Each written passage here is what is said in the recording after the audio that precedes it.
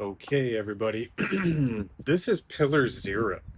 We're recording this after the other pillars because we wanted to get you in the mindset of building. That's where a lot of people are thinking first. It's like, how do I rapidly take this thing, get it out to market, yada, yada, grow it, get some revenue coming in, get some attention, get some capital, that sort of thing.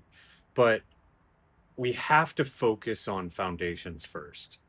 And the biggest foundation, health is wealth, is our health, literally.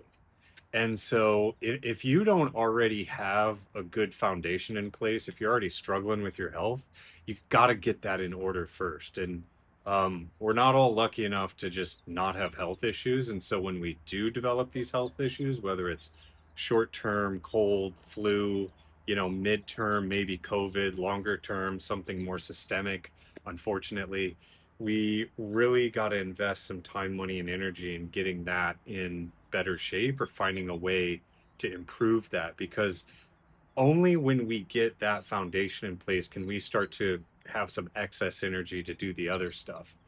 And so, one of the things that we built and we're passionate about is maintaining that health. So, we've done a lot of research in this area. And into Jetpack Ultra, we actually put four critical metrics. Those four critical metrics actually are highly correlated with longevity and positive health. Those four metrics are VO2 max, which is essentially like your lung capacity, like how well you can integrate oxygen, breathe in and out, and push that oxygen throughout the body. The other one is sleep, which we've talked about quite a bit with the red lens glasses and everything. It's become more of a struggle as we get older. When we were younger, it was like, heck, I'll sleep till noon, and zero problems there. Um, Especially important if you're working a lot on the brain and the physical body itself. It does need rest as like a broom to sweep out all the cruft and get back into a positive like zero state, such that you can then go to work and produce some more energy. Um, so that's important. Another one that's really tied to longevity is like leg strength, which is very interesting. So as you age, the musculature that we have actually starts to deteriorate our bone structure as well. But maintaining like legs day, they say don't skip legs day. There's a reason for that. And so running helps partly. And if you can't run, walk or do the bike or maybe swim or something, but then actually like resistance training with weights. And at least in Western society, it's like all upper body, but wouldn't you know it, legs day was today. So that got us thinking about this. And it sucks. No, I don't think there's anyone who's like, you know what, legs day for me is like the most favorite time of the week. But it does, well, I was gonna say it gets easier. It doesn't necessarily get easier. It keeps sucking. So you just gotta enjoy the suck in some ways. So there's a couple other metrics in there which are important, and the other one is like your heart rate, your resting heart rate specifically, and even like your resting heart rate right before you go to sleep.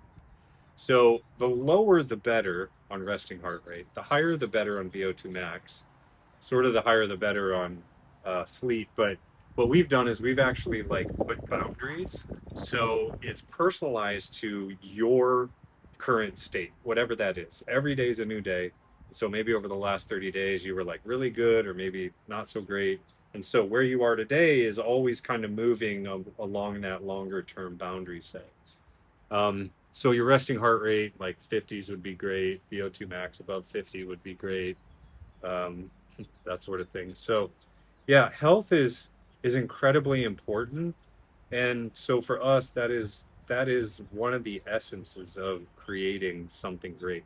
And the other thing about it too, I've found, is we can often get too much in our minds and even some of our hearts.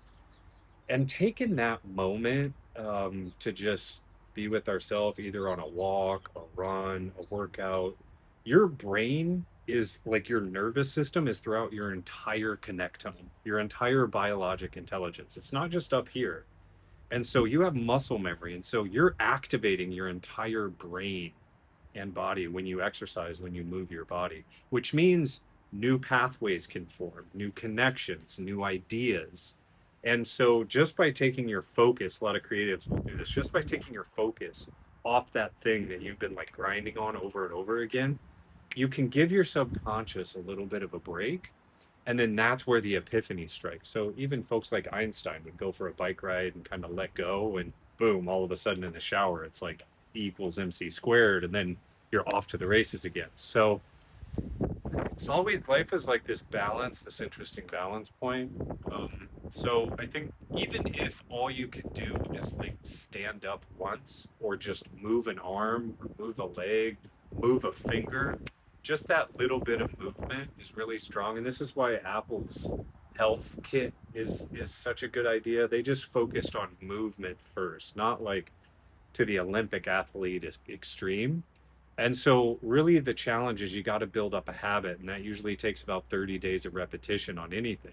So, if you can get past that, like consistent every day, either in the morning, like at a certain time, I do it like after work around 4:30, 5:30, and somewhere in there. It's like I'll just shut off, and I'm going to go for a run, I go for a walk, I'm going to go lift weights, or maybe little small breaks during the day. I'll walk my dog, I'll go for a break, I'll like touch grass, get some sunshine, get some light in the eyes. It helps with mood, helps with stress reduction, helps with epiphanies. And, if duration really does beat everything in this world, then the key that you need to do is you need to run this marathon, because it's not a sprint. This business, this creation, this product thing, it is a marathon. Startups are a marathon, business is a marathon. The game that never ends, it's infinite. So you need to have that foundation and that strength to be able to run the longest marathon possible. Not a day, not a week, not a month, not a year, not a decade, but like 50, 60 decades. Like Warren Buffett, right? Like all his wealth came at the end. Um, and, the first 30 years was kind of a struggle, but for whatever reason, they had good DNA, and him and Charlie are in their upper 90s. And so they got 60, 70 years under their belt, focused on, investing and returns as their kind of focus. And so just given a long enough time horizon, then you'll make mistakes, but you'll get better at it. So it's not a race, so to speak. It's a marathon, not a sprint. All right, that's it. We just got done working out, so we were in that mindset. And yeah, if you're seeing this, take a minute, go go invest in yourself, and good things will happen. All right, love y'all. Peace.